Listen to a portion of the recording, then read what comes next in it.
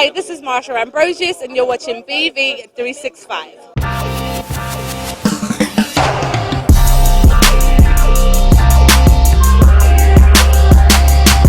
Welcome to HuffPost Black Voices. I'm Terry Johnson, and this is BV365 presented by Honda. BV365 is a weekly entertainment news show that provides coverage in Black entertainment. On this week's show, we are in Sin City for the 25th Annual Soul Train Music Awards.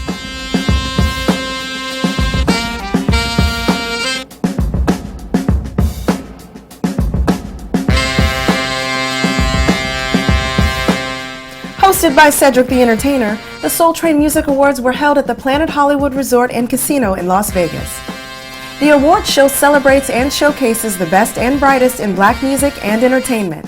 And this year, new edition, the originators of the boy band movement were honored with the Lifetime Achievement Award. It's incredible, 30 years of history, 30 years of blood, sweat, and tears. It's beautiful that we're getting our first Icon Award through Soul Train and Mr. Don Cornelius, who gave us the first nationwide exposure.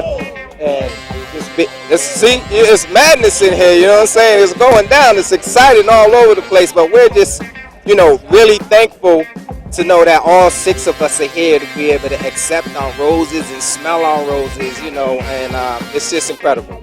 Many celebrities came out to partake in the star-studded event, and some shared their favorite memories about the legendary Soul Train brand. The first time the Gap Band played it, we played it. My brothers and I, it was incredible. I was nervous. Of course, Don Cornelius calmed everybody down and assured us it was going to be fine.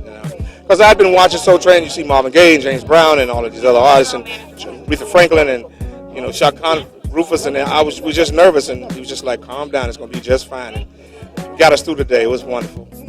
I think as a little girl watching Soul Train, expecting to see the next big star on my tubes, and then many years later actually being on that stage myself with Don Cornelius, it's just like popping out of the living room into the TV. That was a come hither moment for me, so I'm so excited to be a part of this. My favorite Soul Train memory, I sung background for Tyrese on Soul Train when Shamar Moore was hosting.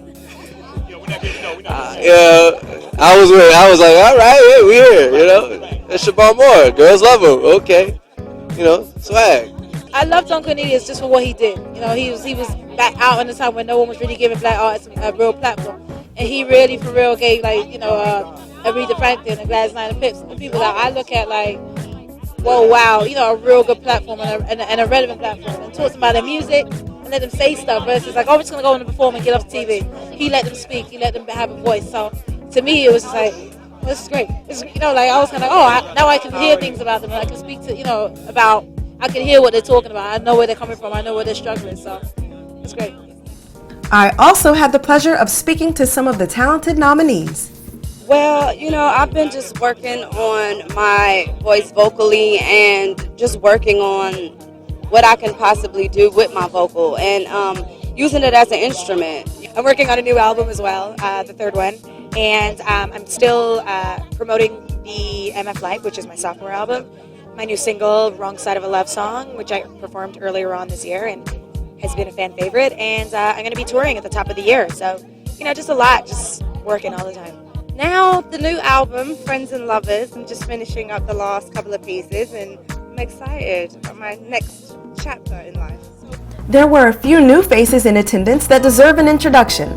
I asked them about their upcoming projects and their most memorable Soul Train moment. My goal is to give people music that they can live their life to, if you know what I mean. It can be the soundtrack to your life, so it can describe things that you're going through, it can help you with things, it can give you memories, good memories that you look back on and you can carry it with you for the rest of your life. I think that's something that I think is important. That's what I do with music, if a song reminds me of something, that's the ultimate thing of it being a success, really, if it links into your life. So yeah.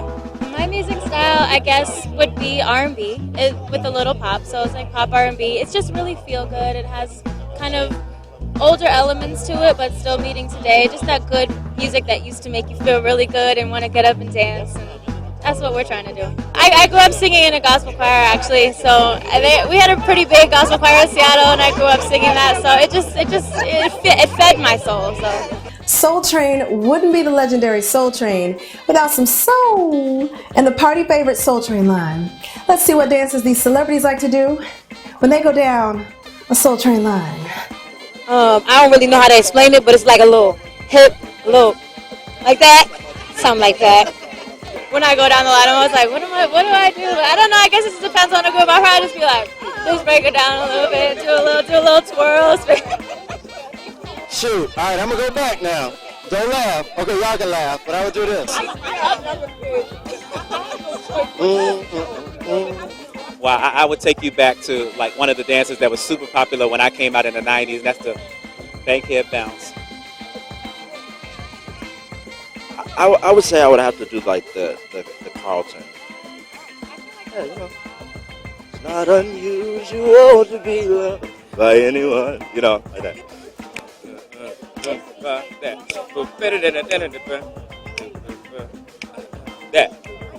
The Soul Train Music Awards will air on Sunday, November 25th at 8 p.m. on both Centric and BET. I'll satisfy you, have you thinking about my name in the middle of the day. And that's all for this week. Tune in next week. I'm Terry Johnson, and this is BV365, your voice in Black entertainment.